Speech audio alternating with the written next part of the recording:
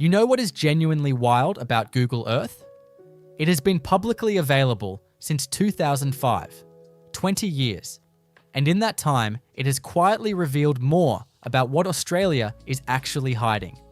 What it has built, what it has buried, what it has decided you don't need to know about, than any freedom of information request or government disclosure managed in the same period. You can see all of it from your phone. Today, I am counting down 18 Australian locations that are sitting there right now in satellite imagery, fully visible, not blurred, not redacted, waiting for anyone patient enough to type in the coordinates.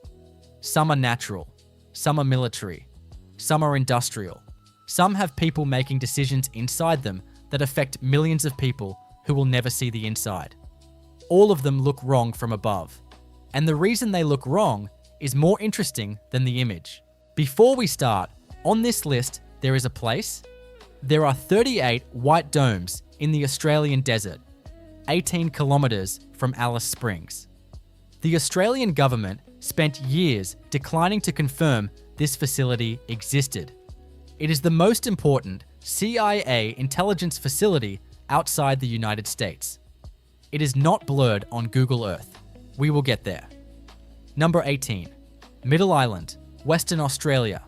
Coordinates, -34.0908, 123.2017. Zoom in. That lake is not edited. Lake Hillier is 600 metres long, 250 metres wide, and the colour of bubblegum. Not approximately pink, not pink in certain light. Persistently, repeatedly, demonstrably, bubblegum pink. On one side, dark eucalyptus and paperbark forest. On the other, the Southern Ocean, deep blue. The colour contrast from satellite altitude is so extreme that every person who finds it for the first time assumes they are looking at a graphic design error. The colour is caused by a combination of Dunaliella salina, a microorganism that produces the same carotenoid pigment as carrots, red halophilic bacteria in the salt crust, and possibly a chemical reaction between salt and sodium bicarbonate. Scientists from the Extreme Microbiome Project conducted DNA sequencing here in 2015. They identified multiple contributing organisms.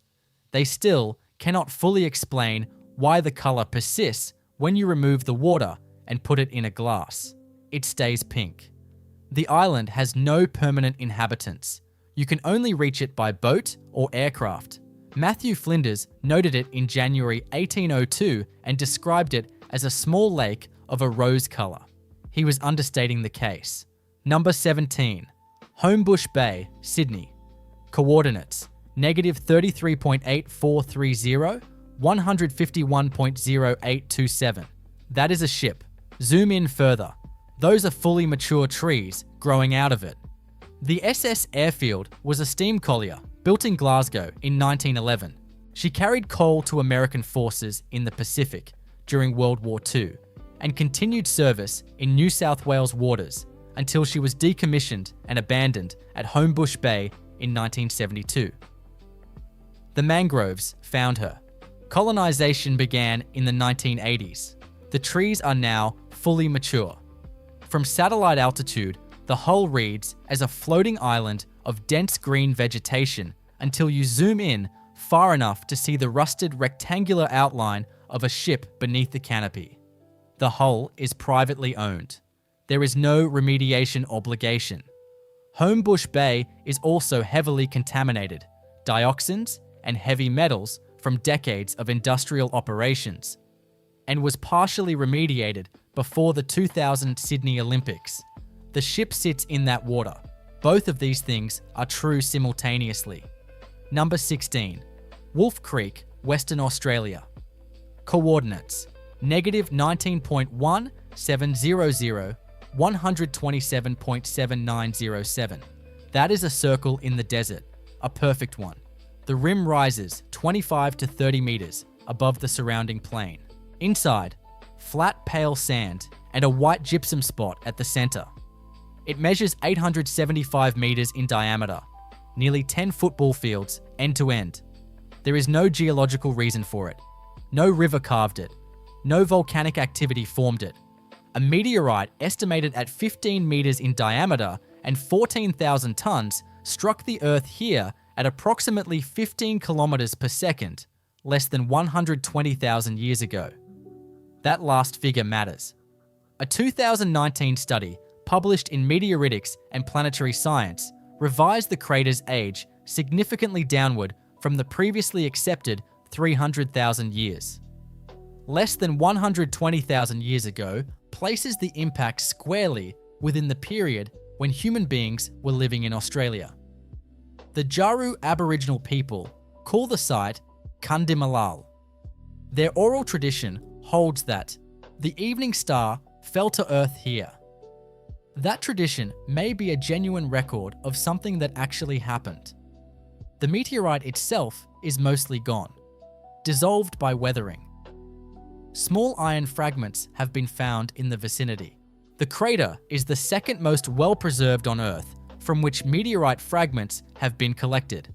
On first viewing, every person who finds it on Google Earth assumes it is a bomb crater or a military test site. It is neither.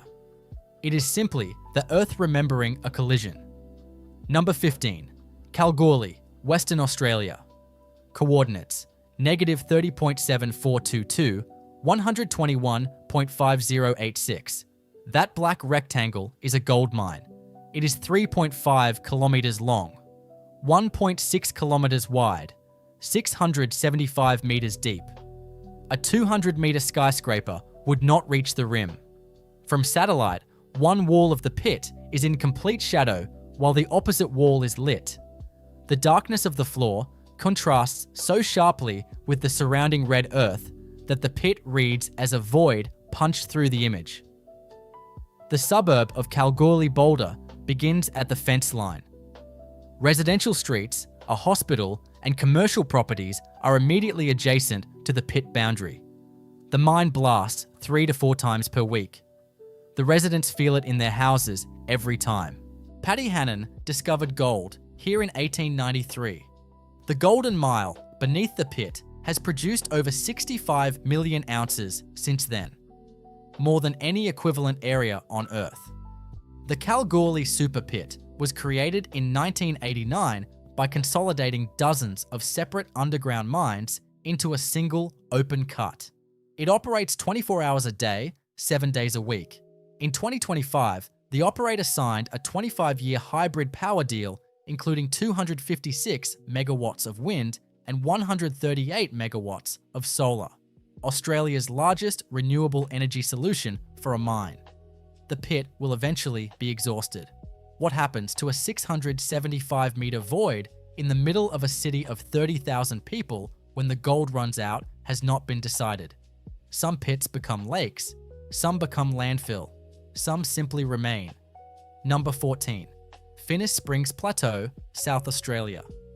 Coordinates: -29.5, 155, 137.3500. You need to pull back to 10 kilometers altitude to see it properly. At lower altitudes, you are already past his shoulder. At ground level, you would have no idea where you were standing. In 1998, in a 16-day window between 27th May and 12th June, someone engraved a figure 2.7 kilometers tall into a red desert plateau, 60 kilometers west of the tiny township of Marree. He is holding what appears to be a spear or boomerang. His lines are up to 35 meters wide, the width of a 4-lane highway, and cut 20 to 30 centimeters into the earth. The perimeter of the figure runs 28 kilometers. Not a single witness has been found. Not a single person has claimed responsibility.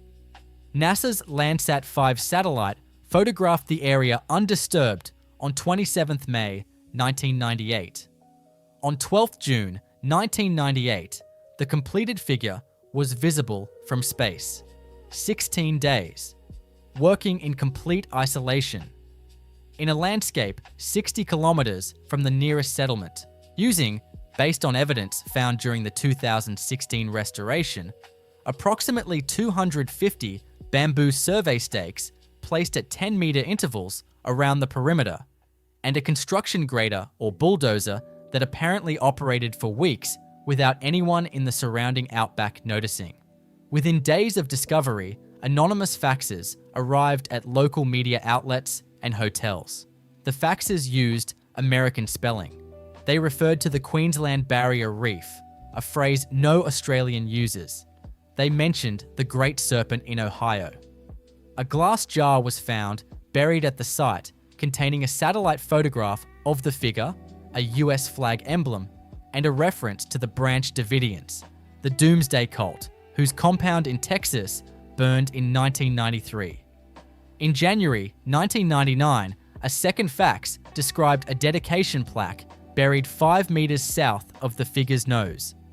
The most credible suspect is Bardius Goldberg, an Alice Springs artist who had spoken of wanting to create a work visible from space. A friend stated that Goldberg admitted to it on his deathbed. He died in 2002. The Australian Federal Police investigated the matter. A native title dispute resolved in favour of the Arabonna people in 2012. The figure faded significantly over the years that followed. In 2016, local business owners, with the consent of the Arabonna Aboriginal Corporation, spent 5 days using GPS coordinates and a commercial grader to restore the outline. Phil Turner, who owns the Marree Hotel and was involved in the restoration, told the BBC that whoever did the original work had marked it out with bamboo nursery skewers at every 10 meters, and that without the coordinates, you would have no idea if you were standing in the figure's left toe or his elbow. In 2018, Dick Smith offered a $5,000 reward for credible information about the creator. As of 2026, that reward remains unclaimed. If you've made it this far, please consider liking the video and subscribing to our channel. It's completely free, and we bring new videos about our country. Number 13, Wittenoom, Western Australia. Coordinates, -22.2380, 118.3311. Type those coordinates into Google Earth. You will find a faint street grid, some building outlines, and a blue-grey discoloration spreading through the gorge nearby. What you will not find is the town's name on any layer. Wittenoom does not exist on any Australian government map. It has been erased from road signs. The name was physically removed from signage throughout the Pilbara. It is still fully visible from satellite. This is Australia's Chernobyl.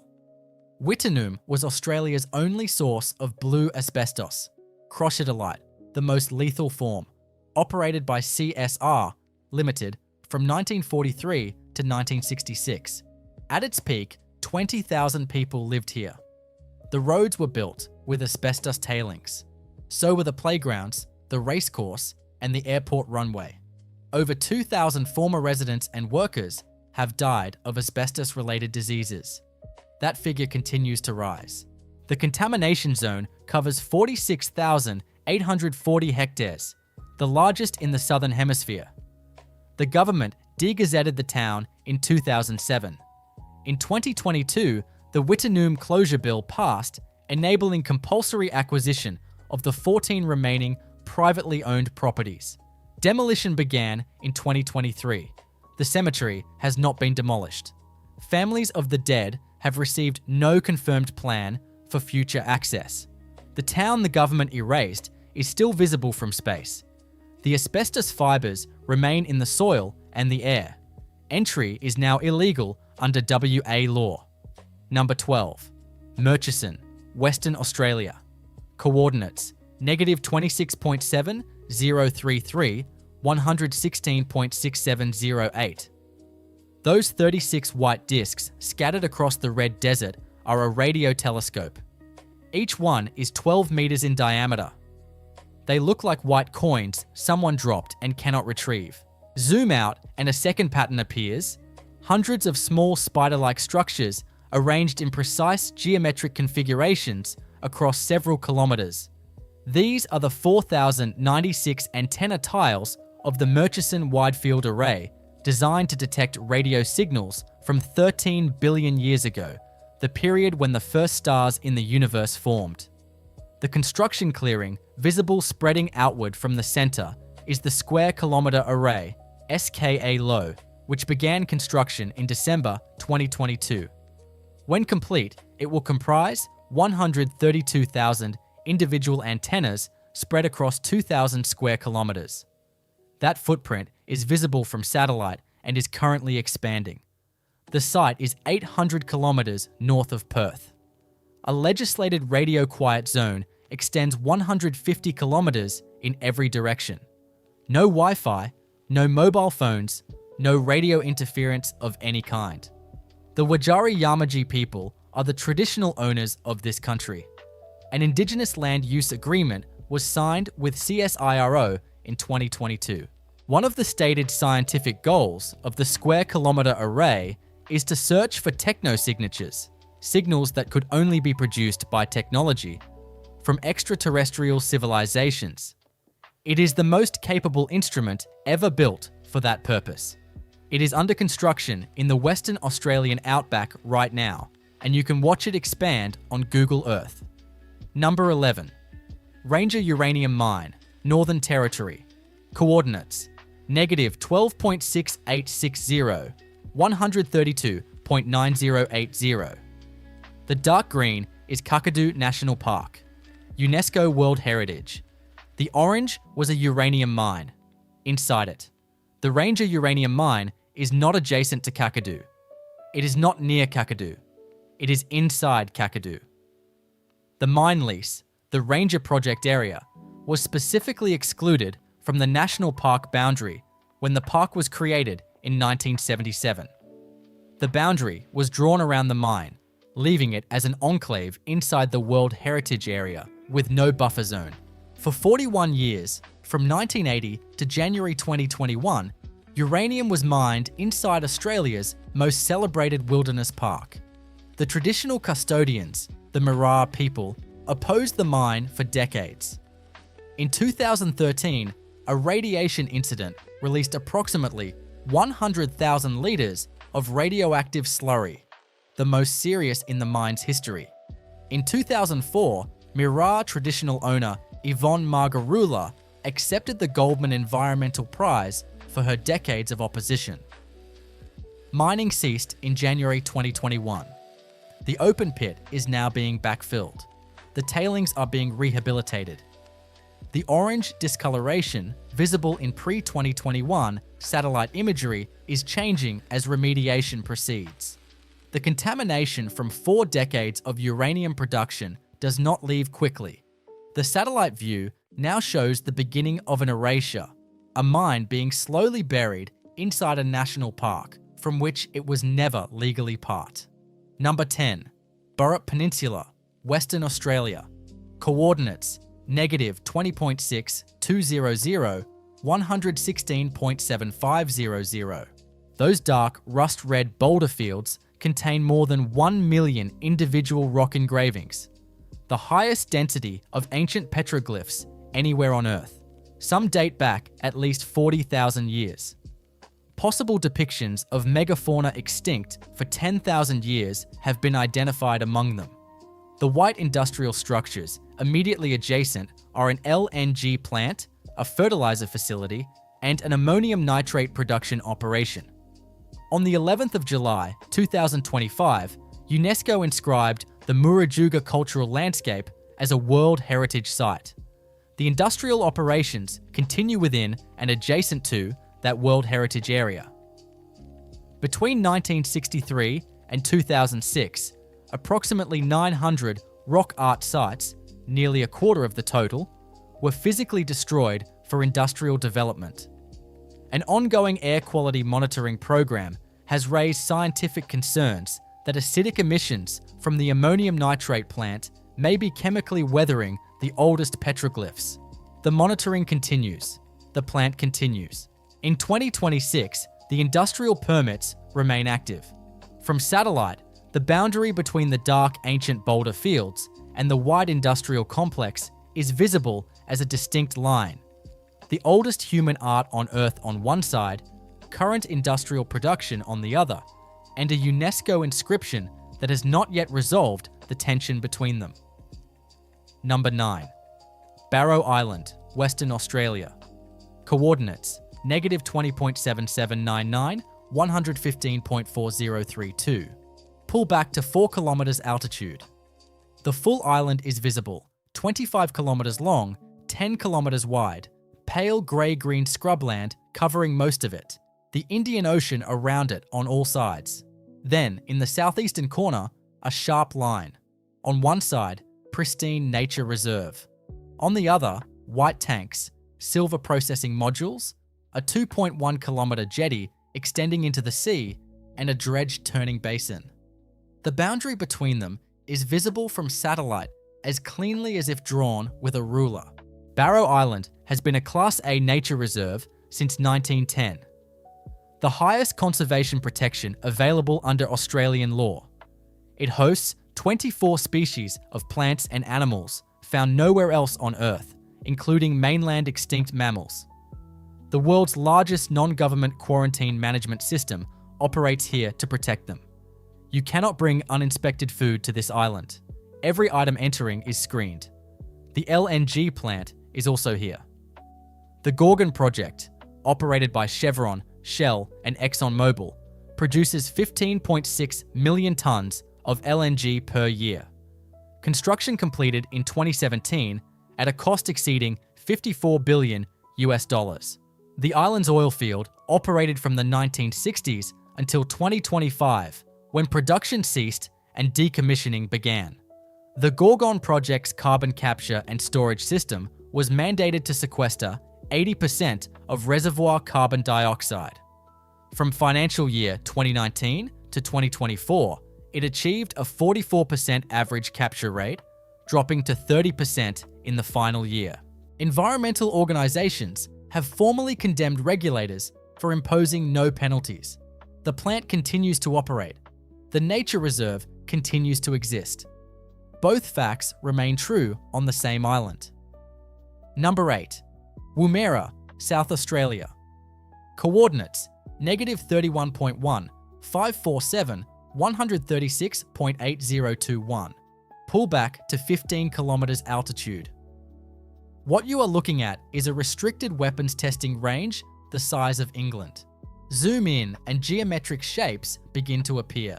Cleared rectangles, concrete launch pads, circular blast marks, roads that lead precisely nowhere in the surrounding desert. The Woomera prohibited area covers 122,000 square kilometers, the largest land-based weapons test range in the Western world. It was established in 1947 as a joint Anglo-Australian operation. At the height of the Cold War, Woomera had the second highest rocket launch rate in the world, after Cape Canaveral. Australia's first satellite, RESAT, was launched from here in 1967. Britain's first satellite, Prospero, was launched from here in 1971. Over 518 rockets were launched from this range between 1957 and 2007. The concrete infrastructure visible from satellite dates from the 1950s and 1960s. The range is still active. What is currently being tested here is classified. Cattle station owners inside the prohibited area are evacuated for tests without being told what is being tested. The Cold War launch pads are ruins. The airspace above them is still restricted without notice. Number 7. Mount Gambier, South Australia. Coordinates: -37.8, 413, 140.7735. That color is not edited. Every year in November, that lake turns cobalt blue. It does not stop being blue until March. From satellite altitude in summer, it reads as an impossible oval of saturated color, embedded in the middle of a functioning regional city. The lake is 1,087 meters long, 657 meters wide, and 72 meters deep. Its surface sits 17 meters below the level of the main street. The crater walls are visible from satellite. This is not a reservoir. It is the caldera of a dormant volcano inside a city of 26,000 people. The Bawandik people call it War, Crow Country, and have known it for thousands of years. The volcano is classified as dormant, not extinct. It last erupted approximately 6,000 years ago, according to the most recent radiocarbon dating of plant fibers recovered from the crater. The magma source is still considered active. Scientists believe the East Australia hotspot that formed it may currently lie offshore. The colour change that occurs every November is caused by a combination of calcium carbonate crystallizing as the water warms, microorganism activity, and light scattering. But no single accepted scientific model accounts for all observed characteristics. The exact mechanism is still debated. The 26,000 residents of Mount Gambier drink from it. The water is filtered naturally through the surrounding limestone. The city has been drinking from a dormant volcanic crater for over 150 years, and the chemistry that makes it blue every summer remains an open question. Number 6. Garden Island, Western Australia. Coordinates: -32.2330, 115.6830. That island, connected to the mainland by a single causeway, is HMAS Stirling, Australia's largest naval base. From satellite, the grey shapes in the berths are warships. All of them are visible. No blurring, no redaction. The frigates, the submarines, the mine countermeasures vessels. The full profile of Australia's Western Naval Fleet is available in open source satellite imagery to anyone with an internet connection. The base was commissioned in 1978. Under the AUKUS agreement, HMAS Stirling is the planned host for Virginia-class nuclear-powered submarines from the United States, with rotational deployments expected from 2027. The infrastructure required to accommodate those submarines is currently under construction. That construction is visible in recent satellite captures. The AUKUS submarine program is the centerpiece of Australia's strategic posture in the Pacific for the next 3 decades. The facilities being built to support it are visible on Google Earth in real time. Would you have assumed a country's entire strategic submarine basing infrastructure was available for any viewer to examine from their phone? Comment honestly. The southern 2/3 of Garden Island is restricted military base. The northern portion is national park. Both facts coexist on the same island, separated by a fence clearly visible from above. Number 5. Near Three Springs, Western Australia. Coordinates: -30.5107, 115.3822. In the middle of a paddock, 3 bright points of light arranged in a perfect equilateral triangle. A central tower, wire connections between the points, no road leading to it, no building adjacent to it.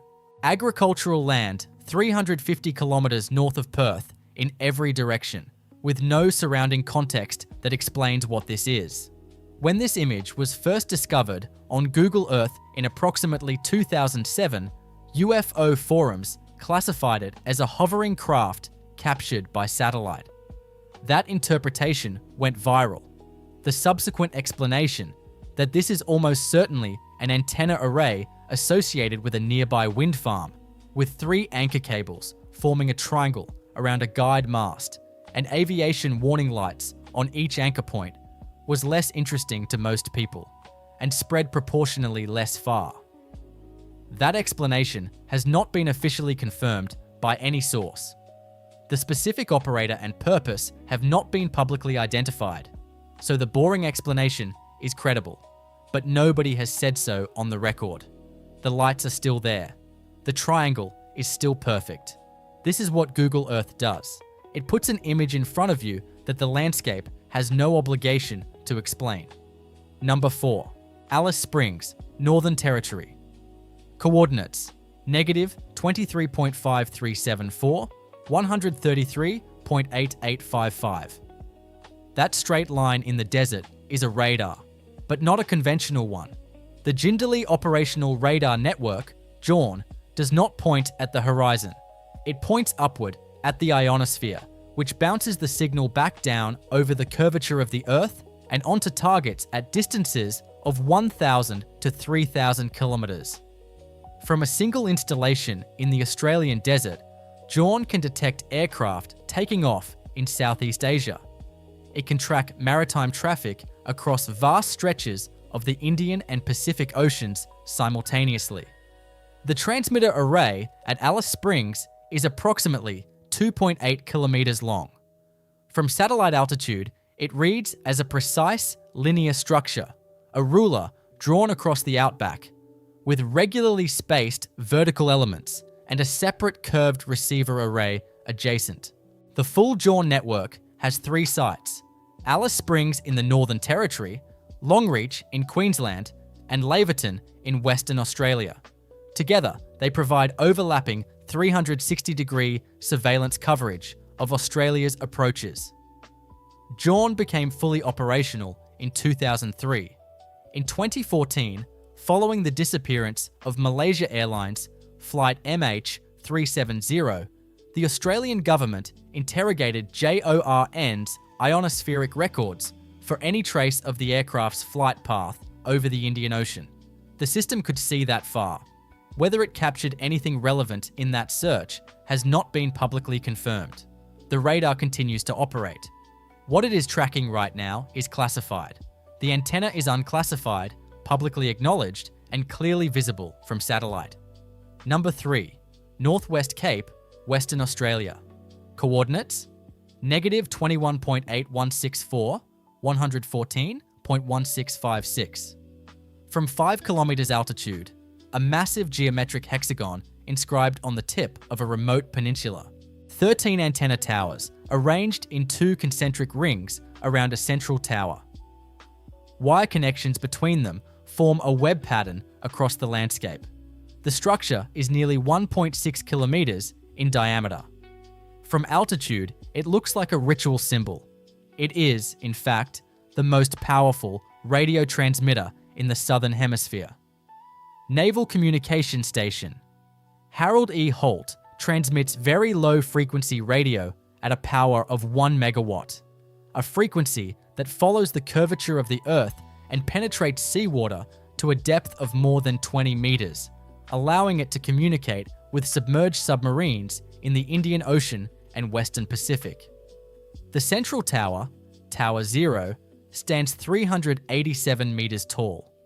When it was commissioned in September 1967, it was the tallest structure in the Southern Hemisphere.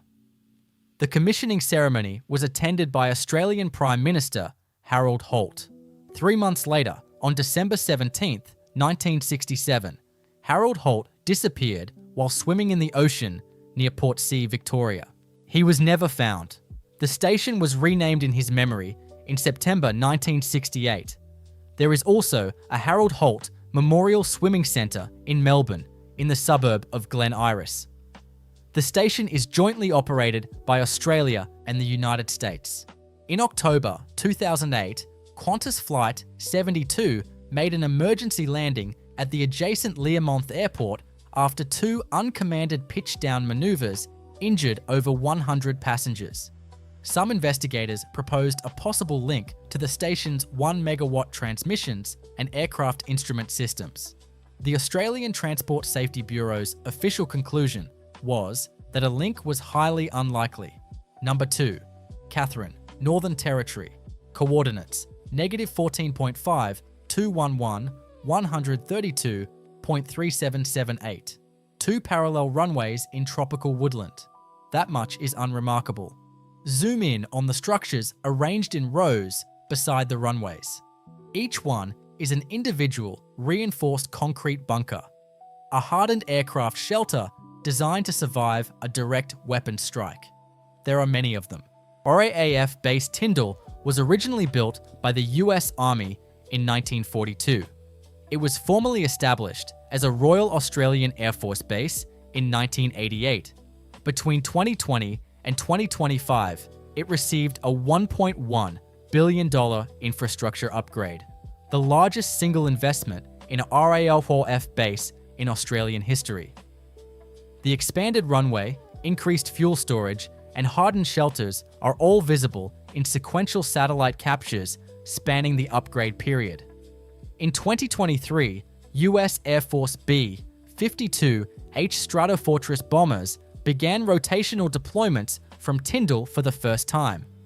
The first time B-52s have been based in Australia. These are nuclear-capable aircraft.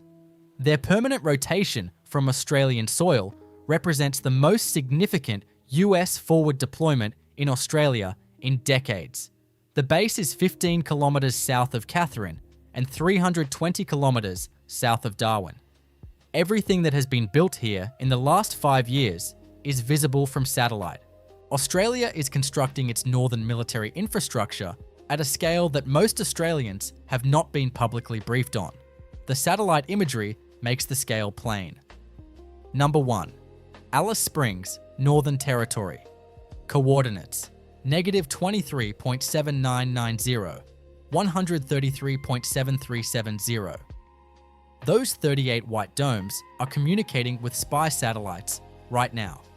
Each one contains a dish antenna oriented toward a geosynchronous intelligence satellite.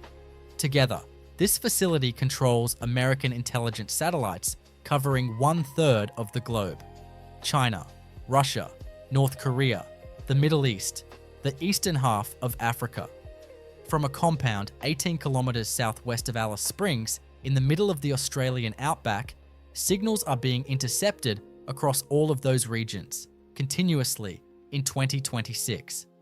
The Joint Defence Facility Pine Gap has been operational since approximately 1970. It is operated jointly by the CIA, the NSA, the National Reconnaissance Office, and the Australian Signals Directorate. The Chief of Facility is always an American. The Deputy is always an Australian. Over 800 people work here. The facility was originally established to intercept Soviet missile telemetry during the Cold War. It subsequently expanded to provide geolocation data used in US drone targeting operations across multiple conflicts. Edward Snowden revealed in 2013 that Pine Gap is a node in the PRISM mass surveillance program. A classified NSA site profile from April 2013, reviewed by The Intercept, described the facility as playing a significant role in supporting both intelligence activities and military operations. The facility operates infrastructure capable of geolocating mobile phone signals globally, meaning Pine Gap can determine the physical location of any phone transmitting within its coverage area, from the Pacific to the edge of Africa, as University of Melbourne Professor Richard Tanter described when reviewing Snowden's documents. When Prime Minister Gough Whitlam threatened to close Pine Gap in 1975, Victor Marchetti, the former CIA officer who helped establish the facility, stated that the reaction in Washington was apoplexy, and that a kind of chili was set in motion against Whitlam. Whitlam was dismissed by the Governor-General that same year. On March 6, 2024, 3 Australian YouTubers drove to the front gate, asked to be let in, were refused, and kicked a soccer ball over the security fence as a prank. They were detained briefly and questioned again by the Australian Federal Police on arrival at Sydney Airport. The video went viral. Millions of people watched Australians try to get into the most important CIA facility outside the United States with a football. The facility they were trying to enter is not blurred on Google Earth. It has never been blurred. The number of radomes has grown from approximately 14 in early satellite captures to 38 today, reflecting the massive expansion of satellite intelligence operations since the facility opened. You can count them from your phone. Every place on this list is real, verifiable, and visible right now at the coordinates shown. None of them are blurred. None of them have been restricted on commercial satellite platforms. That is itself the point. Not that these things exist. Most are openly acknowledged, at least in broad outline. The point is that you can see them, that you can zoom in on the scale of what is actually happening in the Australian landscape. the industrial decisions made on protected land, the military infrastructure being built at pace, the scientific ambitions operating in the most isolated places on the continent, the institutional negligences that have already cost thousands of lives, and that all of it is available to anyone patient enough to type in a set of numbers. Some things on this list are genuinely astonishing. Some are genuinely alarming. Some are both. The question worth sitting with is not how many of these you didn't know about before today. The question is how many more there are that we can see and have not yet looked at. If you find something, coordinates in the comments.